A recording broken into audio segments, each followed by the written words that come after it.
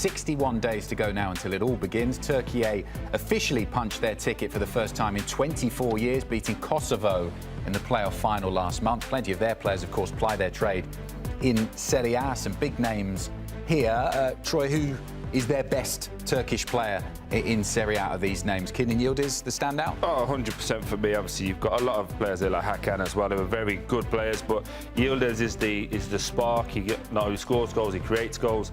He's fun to watch. He takes people on, right foot, left foot. Very exciting player, and I think Turkey will be a very difficult team for the US to face. I believe they are, in my opinion, favourites to win that group now that they got through. And it's on the US to deliver a real good performance if they're going to beat this Turkish side. And it'd be a really important game because I think it's the third group game they play in the SoFi Stadium, so the third match of the World Cup for the US men's national team. How will they have to approach that kind of game against Türkiye?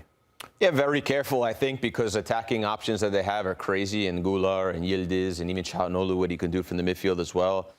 There's a real, for me, in that Türkiye team is a real maturity, a real know-how to get stuff done. They play in big clubs all over the world. A lot of them play Champions League football. We show the ones that play Serie A football as well. So it's a difficult team to play against. I think you have to be really careful with the front three that they have, and you have to be able to manage moments in the game. I don't think that is the type of game where you could just say, oh, we're going to just do what we want to. We're going to do our game, and that's it for 90 minutes. I think you have to be very cautious of different moments in that game and know how to manage it really well against them. They're a talented group, but they also have a really good identity. I agree with Troy on everything he said. And Montella, since coming in to Turkey, the fact that he got them for the first time in 24 years, they know how they want to play. And even when they've tested themselves against the big dogs, they beat USA, but their match against Spain, I remember watching and seeing how they played, and they got a tie in that one.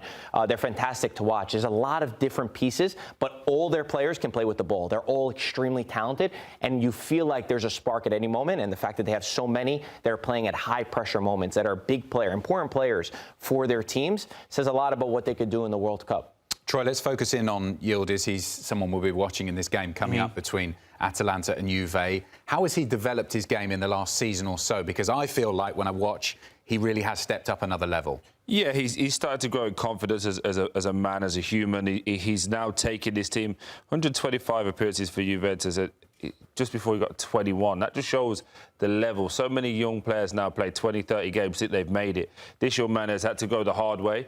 But he also, as I say, he's taken the team now, and I think there's a big difference between him and Concacaf. Concacaf is like, I want to score first, whereas Yildiz is like, OK, what does the team need?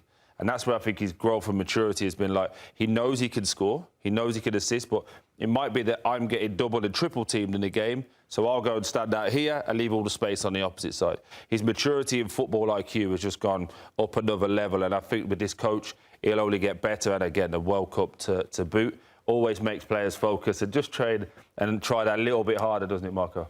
Yeah, 100%. I think there was a big conversation when he took the number 10 at Juventus. To be 19 years old and to take the 10, everyone that's worn it, man, he hasn't felt the pressure. Maybe in the beginning a little bit, it was not easy, but since then, he's always the guy. Every single week. If Juventus are to qualify for Champions League football, if Juventus is to build anything good in the next couple of years, he is the center of that team. He's so direct. He wants to beat his man. He's not one of those wingers that gets the ball and is always playing it safe, is always going backwards. He's got that ability to change a game in any moment. I remember the match against Inter in the high-pressure moments. For me, he's always the one that we look to. So Turkey has a star on their hands. And the fact that he plays in Italy, we talk a lot about not having talent in Italy.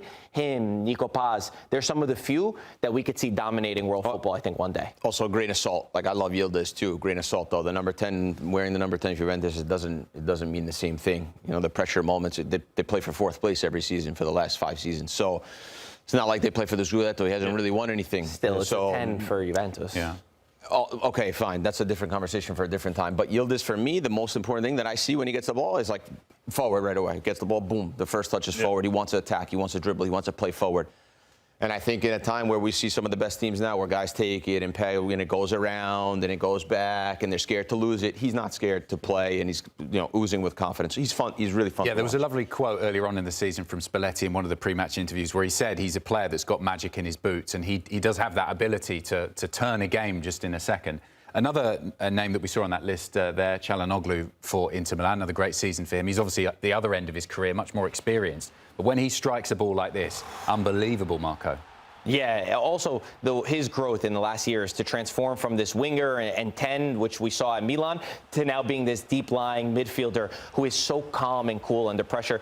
For this Inter team that punched way above their weight, getting to 2 finals in the last 4 years, he was absolutely crucial. And he's another one, just like with Yildiz in this Juventus team, when he's not there for Inter, you see a massive drop-off. And they have this blend, don't they, Troy? Turkey, when you look at the team, they've got the youth in Yildiz and some of the other players, and some great experience too. Yeah, and another part that he adds as well is the penalty taking. Again, if you're going to go deeper in the rounds, you may have to get into a penalty shootout. If you know you've got one of the best in world football at taking penalties, just think not only the training exercise he can do with the rest of the team, but also that confidence that he might be the one taking it first. As a team, you go, oh, we've scored this one. Like you're already one up on everybody. I think it's a great mix.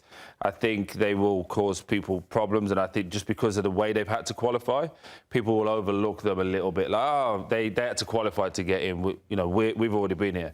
This is a serious outfit. Serious outfit. We've got the English giving them lessons on penalties now, haven't we? After that's a worry. But that's a worry at the start. Yeah, it's not our strong suit. We know. Yeah. We're aware. Okay. How do you got to be there to talk? You got to be there to talk. That was a good one. Very good. How do the US go about beating Turkey? How do you think they're going to set up for this game under Poch? Yeah, again, I think it's a match where you have the things you want to accomplish in a game, but it's not one where you just say, oh, we're just going to do what we do well. No, I think you have to be pragmatic. I think you have to be defensive against him. You have to have an eye on Yildiz at all times. When you can double him, you have to double him. Guler as well. You see the goal Calhanoglu scores because you give him space at the top of the box, so they have to be wary of that as well. And if they get a goal, I think they have to drop then and be smart in those moments. But it's not a team you're going to roll over. They're not going to roll over them for 90 minutes. They might have a span of 20 minutes where they control stuff and they can boss a little bit, because the Americans, too, are quite physical, and they have, they're players that play Champions League football as well. But definitely is going to be moments through the 90 minutes. And that's what I was going to say. For the US, I want to see them use all the physicality that they've got. The high pressure. Yes, you can sit and start in low blocks, but when you get a moment and you win the ball back, go, be direct. With the greatest respect, I don't want to see the US trying to dominate the ball, play left to right. You've got Tyler Adams in midfield. You've got Weston McKennie. You've got players who just go bang. We're gonna have it. We'll stand strong, and we're going to run all over you. In games like this, they can sit deep, but go and be really aggressive and make sure that they know you're playing against the US team. As we said, it's the third group game as well, so both teams could need a result in that one to get through to the knockout stages. Thanks for watching this video from our CBS Sports Matchday coverage. For more analysis and for all of the games, including Serie A, EFL, as well as a full suite of UEFA club competitions like the UEFA Women's Champions League, sign up for Paramount+.